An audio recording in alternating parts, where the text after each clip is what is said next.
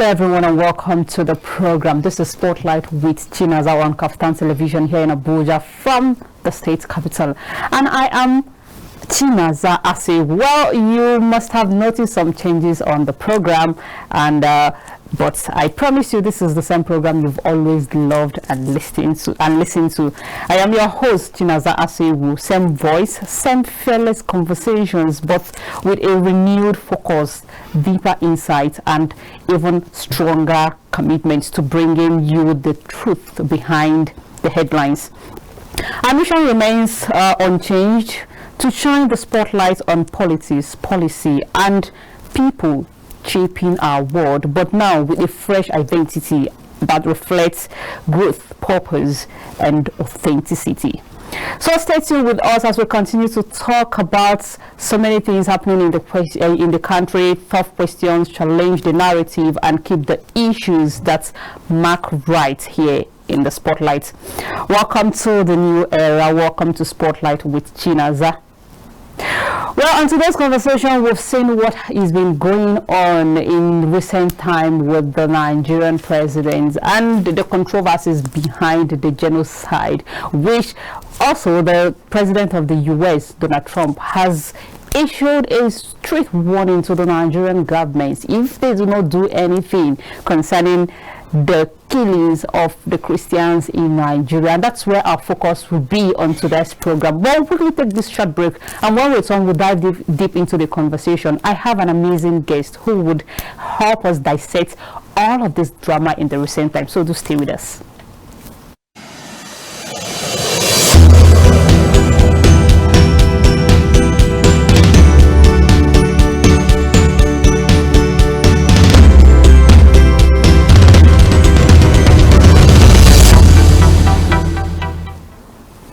Welcome back to the program. This is still Spotlight with Chinaza on Kaftan Television, and right now I'm being joined by David Nwokori, who is the president and executive director of Gender Foundation. He joins me live in the studio. It's always a pleasure to have you around, and it's been a while. Thank you for coming. It's indeed a pleasure to have you. Thank you, Chinaza. Well, how do you do too?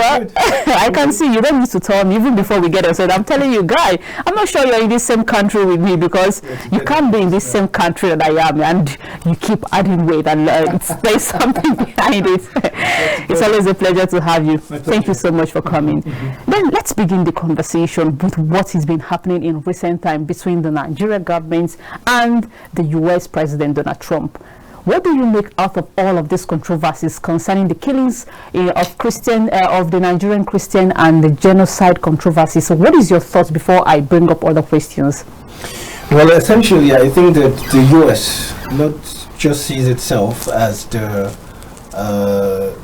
chief policeman of the world, but it also sees itself as the conscience and the moral compass of the world. I'm going to take a deep dive in a few seconds into the history of the United States. You know that they got their independence from Britain in 1776, 4th of July, when the United Congress approved the Declaration of Independence that was written by Thomas Jefferson.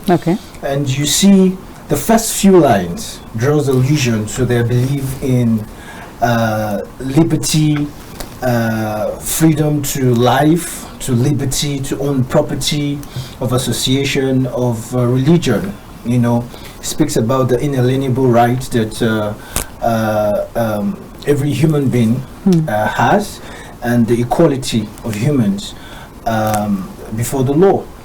And when you segue several centuries after, after the Second World War, when the Allied powers emerged victorious, and there was the conversation about the emergence of the United Nations, there are several UN conventions that allude and speak to the necessity and the importance of religious freedom, one of which is the International Covenant on Civil and Political Rights of 1966, the Universal Declaration of Human Rights of 1948, the International Covenant on Economic, Social and Cultural Rights of 1966 as well, and all of which the United States has been part and parcel of, you see.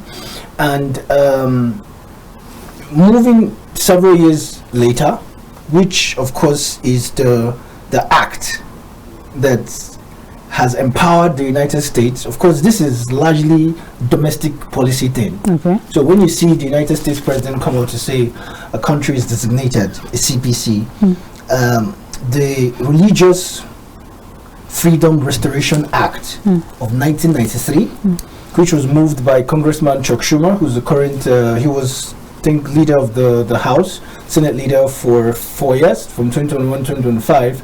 And then there was a companion bill by Senator Ted Kennedy in 1993, which sought to have strict standards rather, more stringent standards on religious freedom and how it was being viewed across the world. And in 1998, there was then the International Religious Freedoms Act of 1998, which, of course, had to do with the way and manner in which religious freedom was being perceived, and the way that it was being handled and monitored across the world. And it specifically pays details to persecution of Christians, you know, and hence there was the need to appoint an ambassador at large and a religious freedom commission that monitored acts and details and stories, narratives about religious freedom. So the United States is quite big on the freedom of religion. For instance, the UDHR and the International Covenant on Civil and Political Rights expressly, you know, speaks to the right of people to freely express themselves culturally, and to, of course, have whichever religion that they choose to and still be protected. So I believe that when you look at it comprehensively, that is the rationale that has spurred the United States to, you know, speak to issues whenever they feel that Christians across the world are being massacred or being killed. Yes. But then, the U.S. President Donald Trump labeled Nigeria as a nation of particular concern, and you know what? You know how that places Nigeria as a nation in the global space. But then, there were questions around if Trump's threats to invade Nigeria is a call to protect Christians or a move to assert the U.S. power in Africa. Well, as you know from what Donald Trump has said, his primary motive is to ensure that the atrocities, the heinous killings, vile massacres that has been perpetrated by, you know, terrorists and fundamentalists and Islamic extremists in the country does not continue, and hence he's designating the country a CPC and has undertaken several measures under his powers, which is, of course, issuing out a statement and saying that Nigeria better does something about this.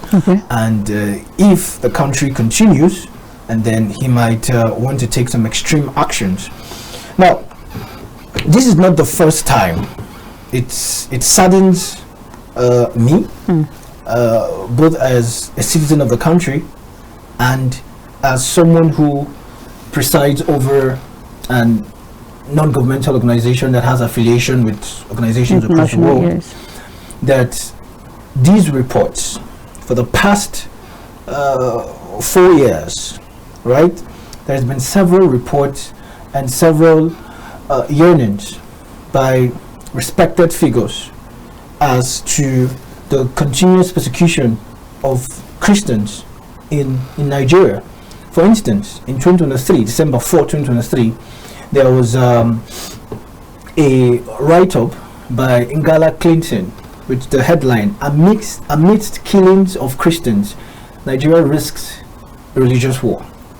And it detailed the systematic killings, some have called intentional. Franklin, who's the director of genocide prevention in Geneva, alluded that hence the continuous killings of Christians. I mean, is it not is it not right to say that the government is watching and letting this happen? In 2024, February 2024, Genocide Watch released another report which drew credence from Emeka Umebala's Inter-Society, which also reiterated, the same concerns that Christians were being massacred in thousands, especially within the Middle Belt region. You remember the Owo killings, where 50 Christians were killed in 2022, I think during Yuletide. So there have been consistent reportage by international media organizations, by non-governmental organizations in the last couple of years. So it is an untruth when the Senate President comes out to say, I speak as someone in the civil space and in policy advocacy and youth advocacy, when the President of the Senate comes out to say that the President of the United States is relying on the 2010 outdated report. That's false. There is the 2023 report, there's the 2024 report, which speaks to, in fact, January 11th, 2024, Lord David Alston of the UK House of Lords raised the same concern and said he felt that it was time for the UK to take cognizance of the continuous killings of Christians in Nigeria. In the same vein, David Lalu, who was a member of the House of Reps then in the 2023 from the Middle Belt region, who was even asking people to take up arms against the jihadists. So what has happened is, I would say, negligence,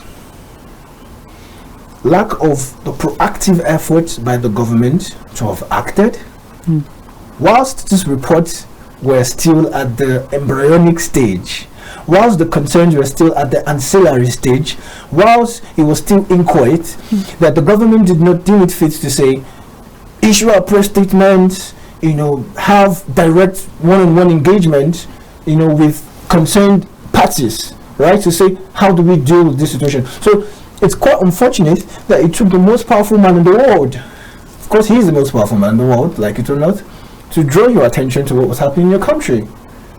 So I believe that, not to preempt you, but I believe that that is what has happened, and it's quite unfortunate because the government ought to have done what is happening now is happening after the fact. It's like, so a lot ought to have been done before it escalated to the point where it is. But then let's look at since the invasion of the Boko Haram since 2009 up until date, it's been more than a decade that Nigeria as a nation has been battling with insecurity.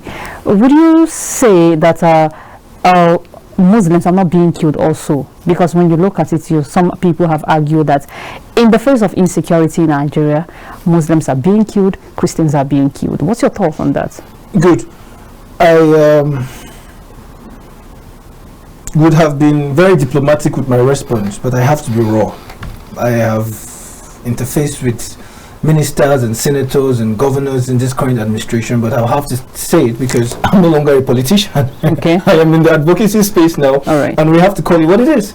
Look, I think it is unservicing. I think it is an insult to the sensibility of Nigerians when Daniel Bwala, special advisor to the president on policy communication, comes out to say that Muslims are killed as well.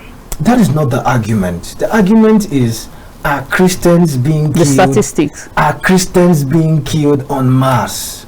If you don't call it genocide, here's another word you can call it. You can call it mass killings or crimes against humanity. No one says the government is complicit. The government is never complicit because it is the duty. John Locke said, look, human beings are born with natural rights. In his theory of contract, he said human beings are born with natural rights. He calls it lex naturalis, and that they give up this right to the government. That is the right to liberty, right to religion, right of expression, right to own property, and they give up this right to the government to protect them. And John Locke says, when the government fails to protect this right, that it is within the right of the citizens, right? He says, to overthrow the government and instill a government that protects its right. In the U.S. Declaration of Independence of 1776, He says we hold this, that all human beings are born equal and have certain rights, and that when the activities, I'll paraphrase Jefferson, and when the activities or actions of the government militate the objective of the protection of this right, then the people who brought them into power have the right to say, no, we don't want you anymore, and by ballot exit them. So Daniel Bola should not insult the sensibilities of Nigerians by coming out to say Muslims are being killed as well. Now, 50,000 youths, 50,000 Christians have been killed from 2009 to 2025.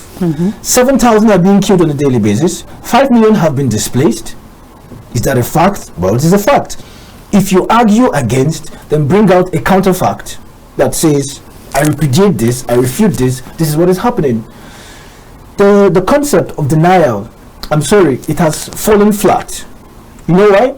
Because your media machinery is struggling with the international media and international press. And you know how difficult that can be when the West paints a certain narrative about you. When the Minister of Information went, he was on CNN a couple of days ago, and he said it is true that some Christians, do not say some Christians are being killed. If Muslims are being killed, this country is divided 46%. So the data by the Presidency may not be entirely accurate. 46% Muslims, 46% Christians. Muslims and Christians are tied at par in this country, and maybe some of them that are animists and the rest. So if they say Christians are being killed, acknowledge that Christians are being killed. Do not say it is called fallacy non sequitur. The logic does not follow. If I say Kunle's brothers are being killed, don't come and tell me that Bola's brothers are being killed as well. The US is not interested whether Bola's brothers are being killed. They're interested in Kunle's brothers are being killed, but not to dispute the fact that all Nigerians are important and the lives of Nigerians are invaluable. But the argument is, do not live in denial. Attack the issue and say, for instance, it was the Prime Minister of Canada. Something happened, he did a faux pas, and the United States imposed tariffs on Canada. The US President rescinded his decision. And what did the Prime Minister of Canada do? What did he do? He apologized. He said, I'm sorry. I did this. We did this. This ought not to have happened. I'm sorry. So the continuous denial, you know, the body language of denying. He was in the US again and he said it's not based on data. Do not insult the sensibilities of Nigerians. If the United States if IMF, for instance, were to make a projection and say Nigeria's GDP is projected to grow by 5% in the next 2 years, of course that should have been on the news. Should have been on the news.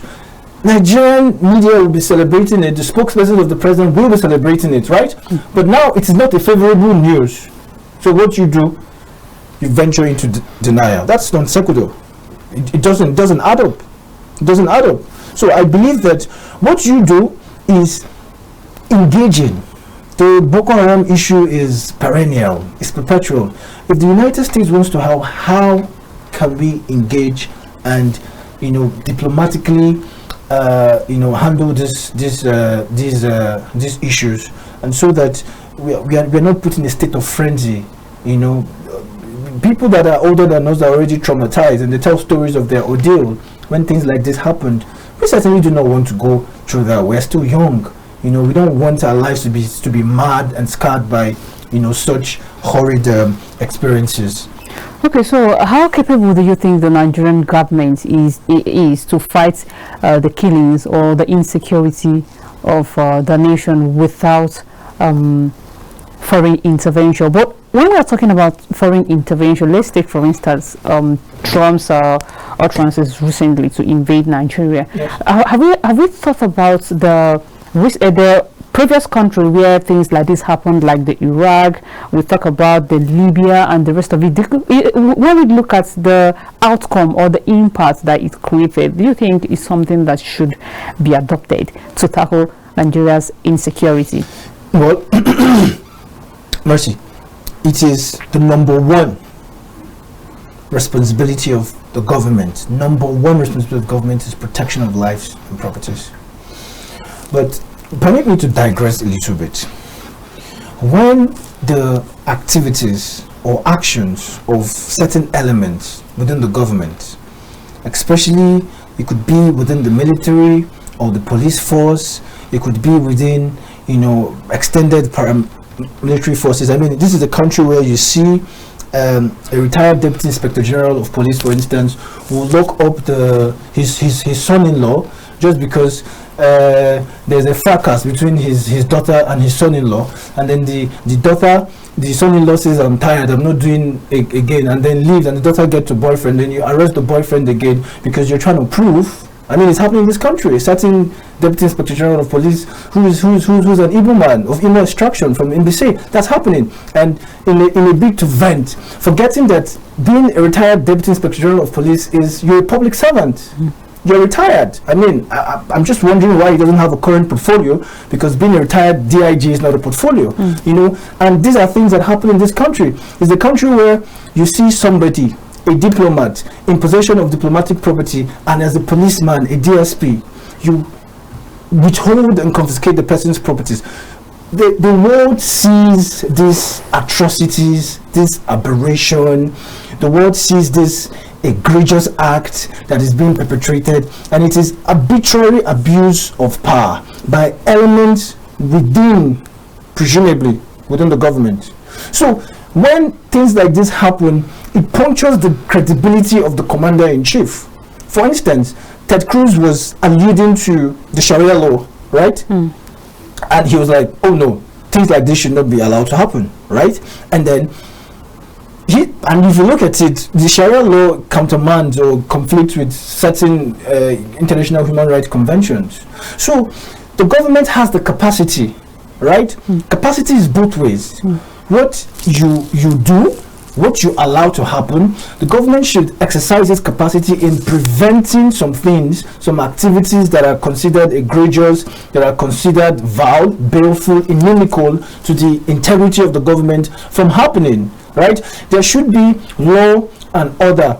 Erring individuals, erring political leaders, regardless of the positions they've held, ought to be prosecuted, right? But then, if it has the military capacity to do so, it does. Does it need the the assistance of the United States? It is the most powerful military. It has the most powerful military in the world. It is the strongest economy in the world. Nearly a $30 trillion economy. And so I believe that the Nigerian government, I hear that the president will meet with JD Vance next week, that they can have a collaboration and have a dialogue that is sustainable and viable. The Nigerian government has all it takes. With the billions that is being invested, in the acquisition of weaponry and arms, with the technological advancement within the country, it is sufficient.